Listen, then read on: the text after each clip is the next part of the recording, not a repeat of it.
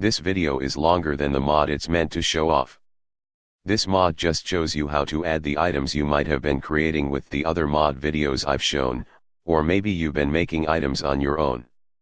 Either way, to add your creations to the lootable containers in the game, you just need to go to the loot.xml file and search for whichever container you are looking for.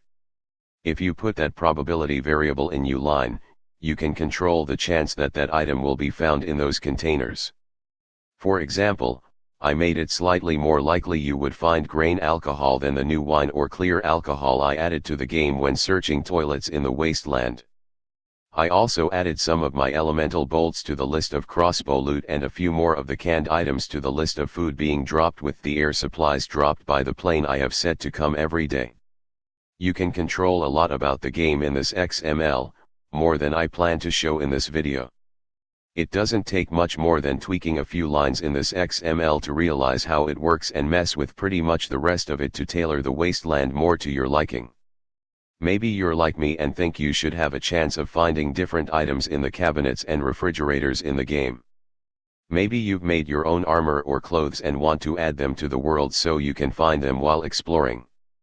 Whatever you've created, if you want to have a chance of finding it when out scavenging, this XML is where you'll do that.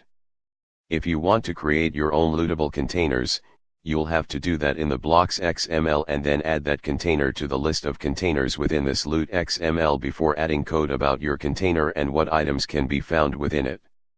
You can then slip the name of your new container into the list of containers that spawn in various areas. Maybe you wanted to use the rocks scattered around the wasteland as a model for a false rock storage container that you wanted to have a chance of spawning in the forest or desert. This XML is where you would put the code to allow it to spawn in the world. Otherwise, you would be restricted to whatever code you made for the recipe for your container. Assuming you made your container craftable, that is. Anyway, that's about it for this mod.